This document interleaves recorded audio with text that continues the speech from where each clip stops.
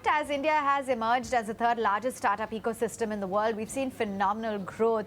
It was in the year 2022 that the Prime Minister announced January 16th as the foundation day of Startup India as National Startup Day. So to talk a little bit more about how we're championing entrepreneurship, cultivating a strong startup ecosystem, we've got with us Saahil Goel. He's the CEO and the co-founder at Shiprocket. Sahil, thanks so much for taking time out. Happy National Startup Day to you, and I'm sure that everyone in the office is abuzz because it is an important day. I just want to understand from your standpoint, given that we've seen a phenomenal increase, in the kind of investments for startups, the entrepreneurship community has really been thriving. How exactly is it that you're looking at the milestones that we have created in India when it comes to startups? Pleasure to be here today, and very happy, to be talking about this with you. I think, we're a 10-year-old startup, so we've been in the ecosystem for about a decade, and it's been a very, I guess, wonderful 10 years to see how things have evolved. How the ecosystem has changed. How the FIIs have grown. The amount of effort the government has done, just with Invest India, Startup India, all of those activities over the last, 5 to 7 years. And today, India is sort of one of the largest countries and manufacturers of unicorns, one of the largest countries and manufacturers of startups at large. And, it's amazing to see how the last 10 years have gone. I do think, as Shiprocket, we continue to focus on MSMEs and sort of the longer tail of the market. We believe that SMBs contribute.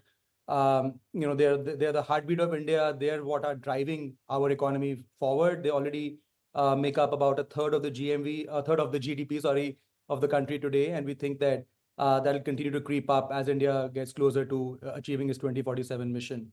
So very proud to be, nation builders, very proud to be powering the heartbeat of India, and very, very happy to be in the startup community at a time such as this in India. No, for sure. And, given the fact that it's been a number of years since the launch of Startup India, this initiative as well has seen very phenomenal growth from what we saw in the year 2016, 340 plus startups to, over 1.1 lakh startups in the year 2023 itself. How are you looking at, the kind of steps that have been taken by the government to really fuel the startup community?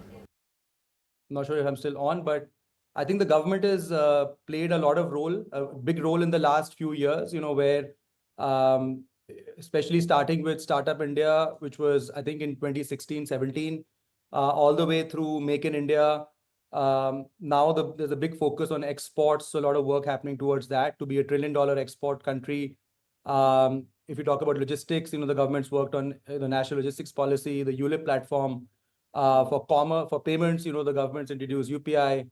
For e-commerce, you've got ONDC. So I think there's a plethora of initiatives that the government has put forward, very partnership and development oriented thinking at the government. We've had the chance to partner with a bunch of these programs and bodies.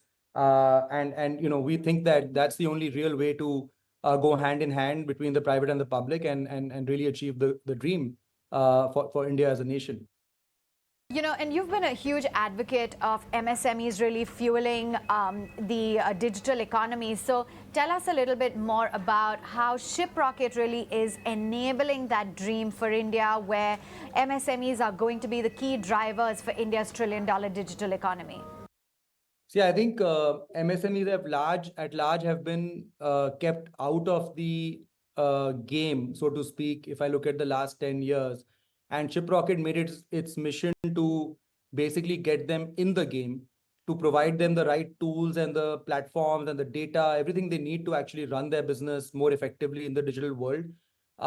We continue to power along on that mission. Today we are the fourth largest e-commerce player in the country. We power about 25,000 crores of sales for our merchants, and our offerings span from everything from marketing to payments to shipping to customer service, so that businesses can independently run their retail online in a very effective way, in a very made for India way, in a way that, suits them. And most importantly, that boosts their bottom line and profitability.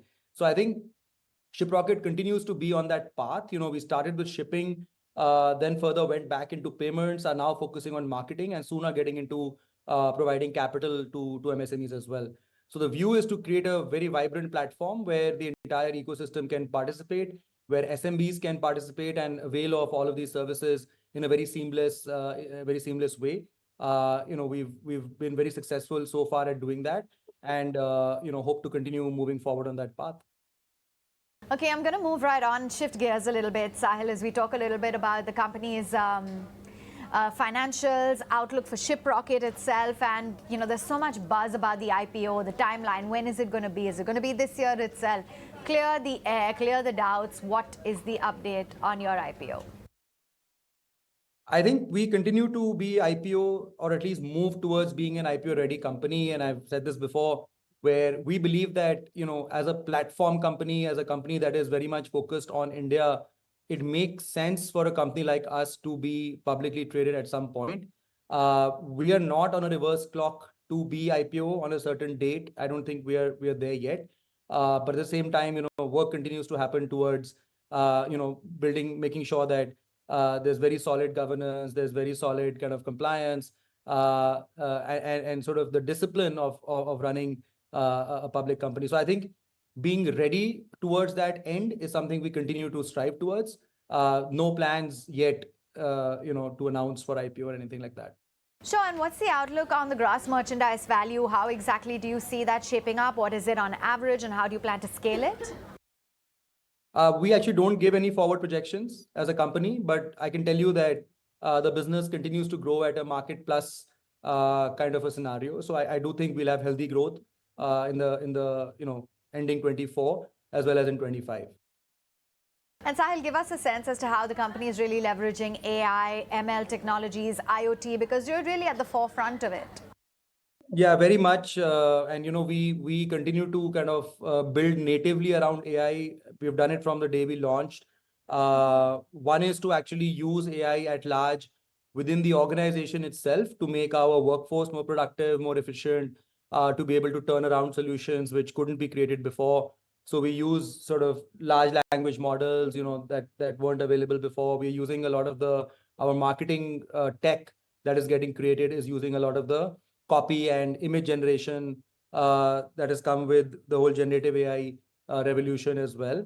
And other than that, I think we continue to use AI within our products as well to basically help merchants. We work with over 150,000 paying merchants, and AI plays a very big role in helping them adopt, in helping really dumb it down so that any person can easily consume technology, whether it is through the use of bots or through intelligent workflows or through personalization to a level where the users can easily adopt. So I think we are trying to build back some of that technology into how our users interact with us. And beyond that, we've done pilots with drone deliveries. We frequently look at sort of other automation tech in the supply chain side as well. So very much, technology lovers, and we do think that the only way population scale businesses will be built in India are going to be tech backward. There's no other way.